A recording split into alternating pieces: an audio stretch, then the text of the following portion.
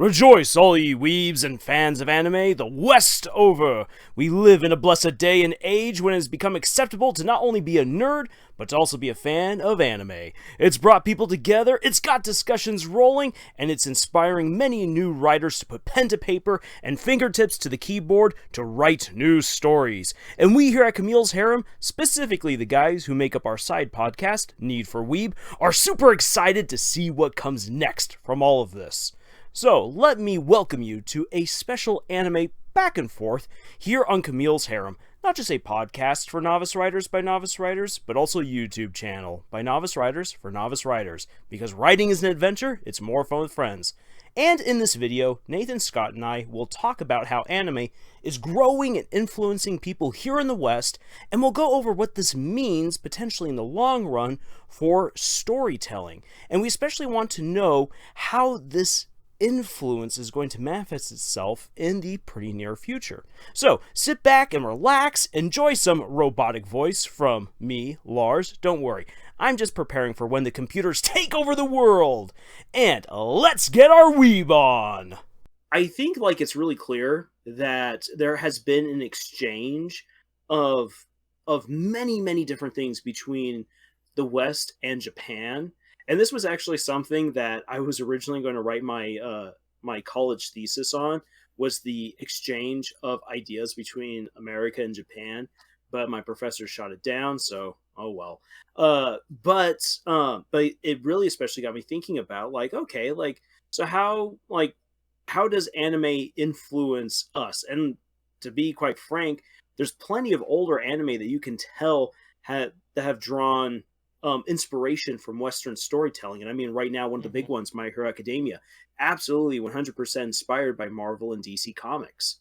But the thing is that now with anime and manga becoming more socially acceptable and more in the limelight here in the West, it's not going to be very long until we see very clear examples of Eastern style storytelling having a massive influence in not just how we do our shows, but I think also in books, because people have this fascination with trying to take what they see on the screen and trying to translate it somehow into the written word, or they write something a certain way because they want for it to one day be animated or have a live action adaptation. So I think that very soon we're going to have some very clear examples of stories that are just going to be way more anime than I think we've seen in the past. Well, and I think in a sense that stuff is already happening. It just hasn't broken quite into the mainstream as yet. For example, if you get on Amazon, you can find all sorts of very anime-esque kind of stories that have been self-published on Amazon. That light novels and such. Yeah, pretty much light novels, but they're done by Western authors that are posted up on, just self-published onto Amazon. And I think that's pretty neat that there's so many people willing to write it out and get it and publish it in that matter. And it kind of shows their love for anime. I mean, we don't quite have that kind of sense into mainstream stuff being released into actual bookstores, though I wouldn't be surprised if there is more and more being published that I just don't know of that's in the bookstores right now. Right. And I think it's we see this kind of tick and talk back and forth with American media influencing Japanese media, and then Japanese media kind of influencing American media, and this kind of goes back and forth, and it's been for a while now in the anime sphere. But I think a really recent example is just My Hero Academia. Superheroes are traditionally seen as a very Western story, but then My Hero Academia takes superheroes and breathes new life into it, and now that new life is also being translated back into Western, which is then eventually going to be translated back into Eastern. And so it's really interesting to see this kind of almost pervasiveness of media kind of influencing each other and growing together. as we go through, and like as the digital age, as we've gotten into the digital age, that has been increasing and just like faster and faster. So I think, I think it's a good thing because the more, the more you can pull inspirations from good media, the better. And I feel like anime, not so much anymore, but like 5-10 years ago, it was a little bit more niche. It was a little bit more like, oh, that's weird stuff. Like Yeah. people who watch anime are weird. Um, but nowadays, like, and even then, there were so many great stories, but a lot of the time they were just kind of hampered by this like preconceived notion of like what anime is. Yeah. And granted, there's Some a of that's lot of well bad earned. anime, Yeah. just like there's a lot of bad, Western stories too, Yeah. and so it's like there are some like those preconceived notions are slightly warranted, not gonna lie. But yeah. Yeah. I feel like, and you just kind of look at the success of like anime and manga that's coming out right now at the Barnes and Noble that I work at and Nate used to work at. We just recently expanded our manga section. It's bigger than it was. Yeah, and you took out all the light novels, which I had been trying to do for like 3 years, and they kept saying no. As soon as I leave, they do it, and now I'm upset. Yep. I should have left sooner. And that kind of changed, like expanding it, making it bigger. That was mandated by our regional like district lead, because like anime and manga for a lot of the Barnes and Noble stores like in our area, it's 25% of sales in most of the stores. Yeah. That's a fourth of the sales at each of these different stores In just one genre. in just one genre. Yeah. Yeah. It's pretty incredible. And like and that's one of the things I personally feel like it's a great time to be a fan of anime, especially if you've been a fan of anime like before My Hero and Demon Slayer arrived on the scene, because like you now have an opportunity to like meet with like people who are just getting into this. Yeah. And it's And now usher them. and like and you could be all like, hey, look, like you're right now enjoying the new stuff, which is great. Here's some of the old stuff that I personally enjoy, and like this time you're not going to get like Spice weird and Wolf. looks. Yeah. Yeah, Spice. Although Yeah, you'll probably like, still get weird looks for Spice and Wolf. Probably. I don't know. Naked Wolf Lady teaches economics? That seems a little weird. Just give it a try. But like back in the day, like if you tried to say something that wasn't part of like the accepted, like you must watch this, like Gurren Lagann or Cowboy Bebop, like people would just be like, you're weird. Like why would you want to watch any of this stuff? But like there's great things out there that are old that can now be introduced to the new crowd, and it keeps things alive. It spices things up. So like the exchange is fantastic. But now it's just kind of like a question for us, especially as authors, like how do we think Eastern storytelling might find itself becoming more prevalent here in the West? And like a quick example, and I wish I could remember right off the top of my head, this book series, but there was a book series that for like a short time, like for a month, had like intense advertising online, of a basically a harem isekai series, as written by a guy who here like I think it was he's like in Colorado, was just like yeah, here's my 4 books of a guy who like goes to a steampunk world, isekai essentially, and becomes the protagonist, is super OP, has a whole bunch of girls who really love him, and yeah, oh yeah, and because this is American and not Japanese, I can get into all of the steaminess, which was basically his big selling point for his story. So it ultimately didn't do that well. But I was like, I see what you're doing. You're a harem. you're a fan of harem anime. Yeah. Yeah. And I was kind of mentioning a lot of the stuff that's on Amazon that very much sounds like some of the stuff I've seen. And I've seen a wide range of different like anime like related stuff that people are publishing on Amazon, but there's a lot of the that kind of stuff where it's like isekai, harem, smut, all that kind of stuff, and like it's very much part of that. Yeah. I've been surprised how many like light novel audiobooks I've seen on Audible. Yeah. Like they have the first like 3 or 4 Bakemonogatari on audiobook, and I was shook. And they're actually pretty good. Like they did a good job. If they ever made a dub of Bakemono, I'd want most of the cast that they used for that audiobook. Not all, but most. That's cool. Yeah, and so it's just cool to see the embrace of cultures of the world. You know what I mean? Like, because especially here in America, for so long it's just been, you're in America, you do American things, and that's it. You know, you don't eat crumpets with your tea. That's, you know, that's for snobbish British people.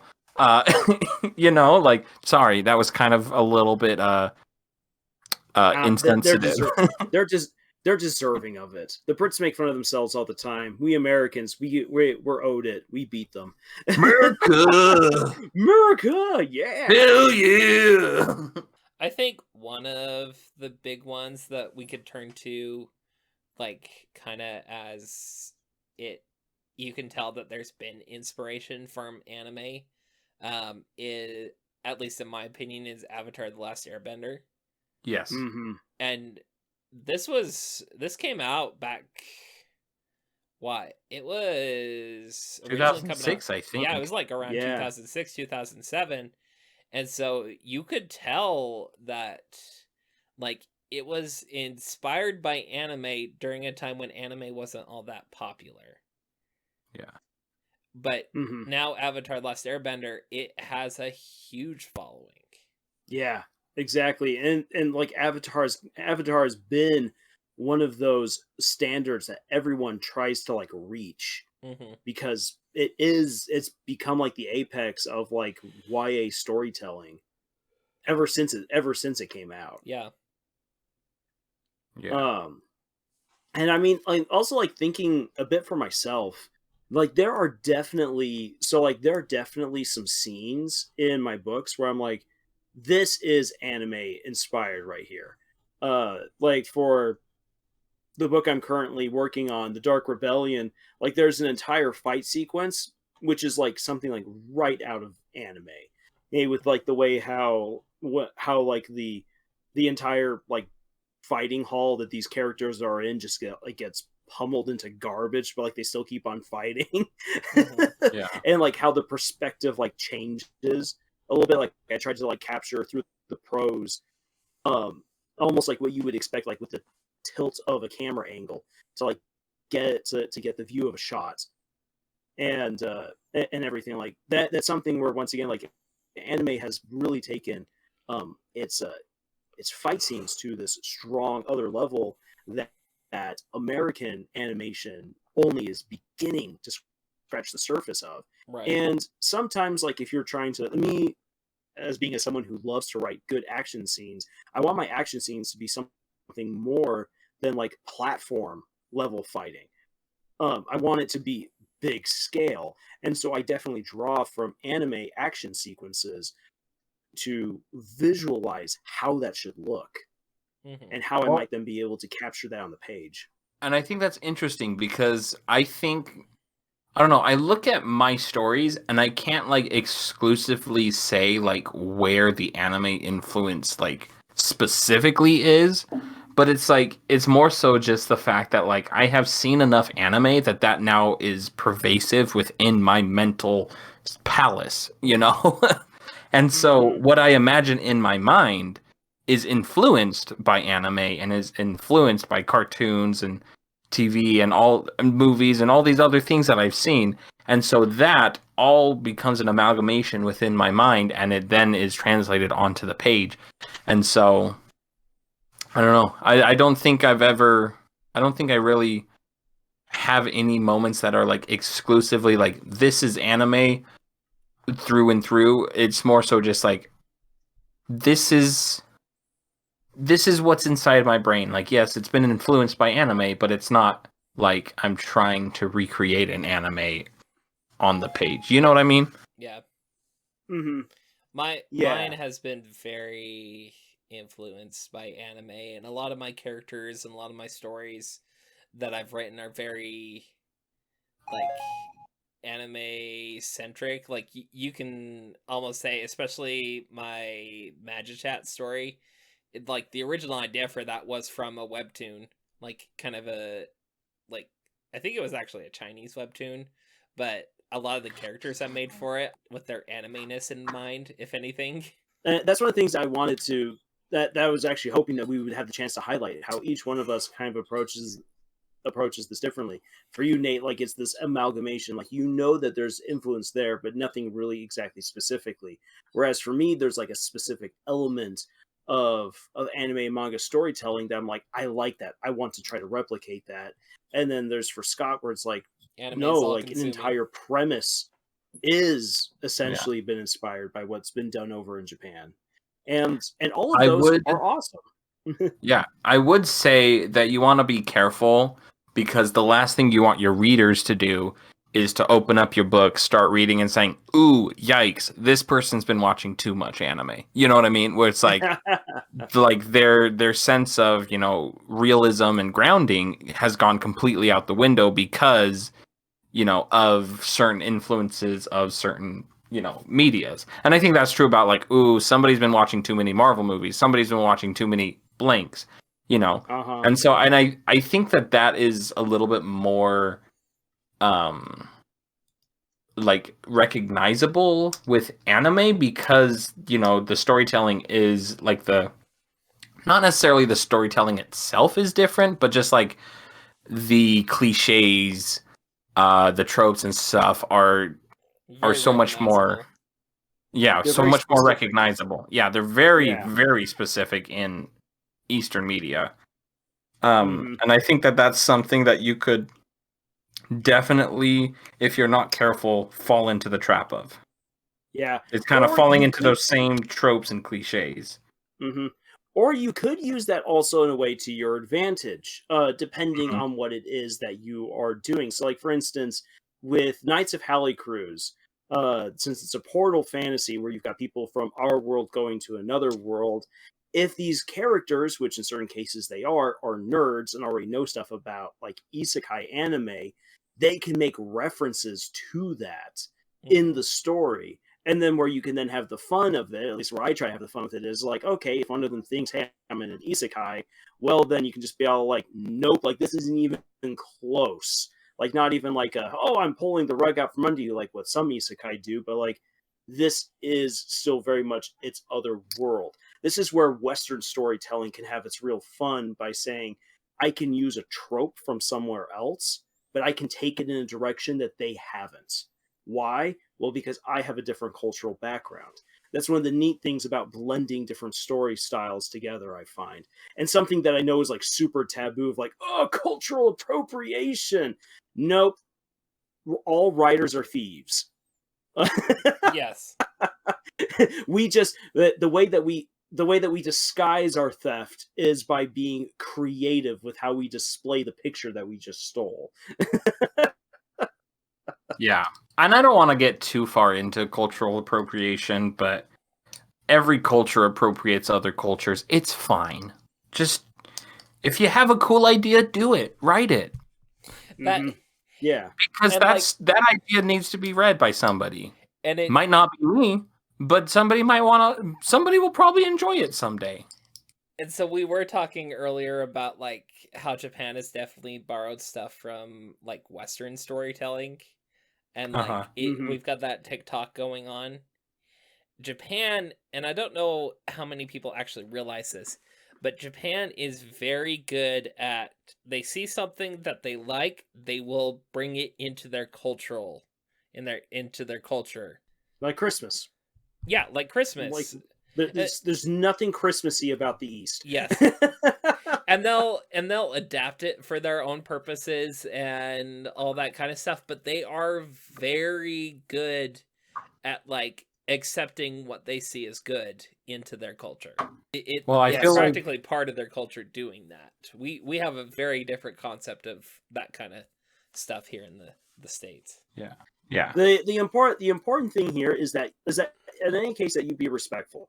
Yeah. That's Yeah. one of the things that has really, that, like, for instance, like I said, like there's the guy who did, like, obviously, like, the harem isekai story.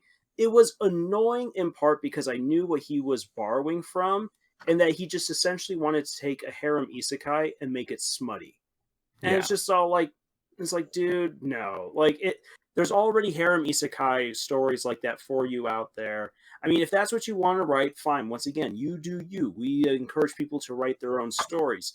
But it's clear that this person has something in mind other than really paying homage to something that has really, like, inspired them. Like, once again, me talking about, like, the action sequences. Like, to me, like, that's something that makes me love anime even more, is that I can see how it's influenced part of my writing, and in a way has helped make it better. Now, not just anime in and of itself. Like, I have to give credit to other people who have helped me to refine my writing process and make it what it is. Mm-hmm. And but seeing it right there, I'm like, I like this. Like, if I didn't have anime in my life, I wouldn't be able to write some of the scenes or some of the jokes or some of the stories that I do.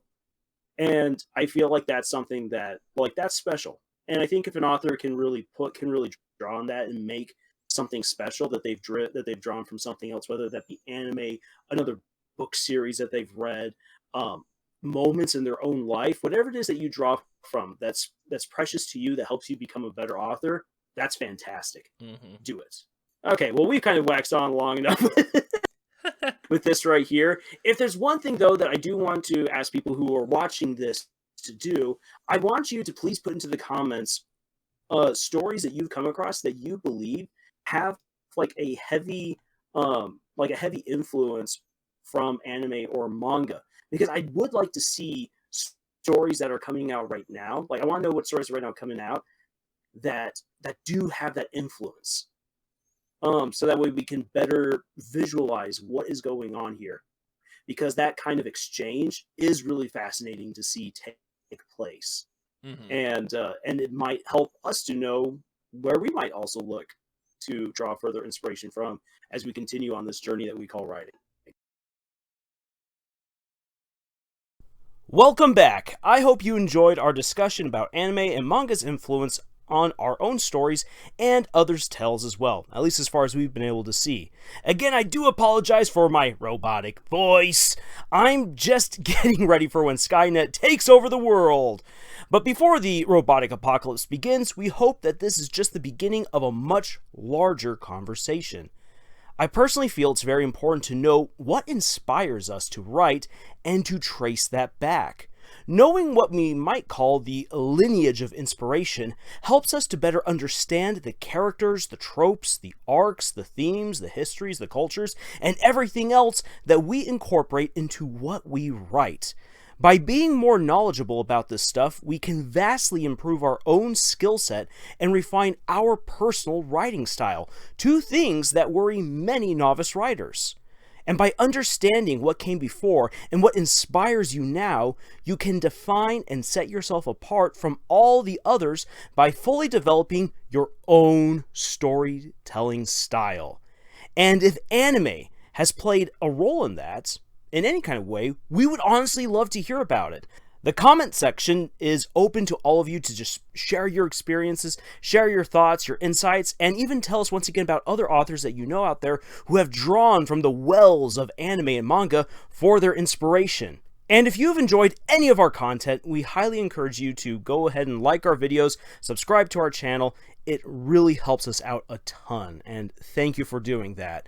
You can also go and check out my newest book, Knights of Halley Cruise, which definitely has some funny and epic moments in which there is a little anime inspiration. And you novice writers out there, we have a ton of more advice for you to help you better your own writing process, overcome your doubts, your trials, whatever it is that's been a stumbling block for you with writing your book, we'd like to help you out over at our podcast, Camille's Harem, which you can find on Podbean, iTunes, Google Play, Spotify, the works. We also have writing exercises for you over at our Pinterest page, discussions at our Discord, and really more anime fun over at our Need for Weeb podcast, where we dive deeper into the seasonal anime, give our recommendations, and talk about much, much more. Links for all of those sites are in the description. And until the next video, y'all, tschüss.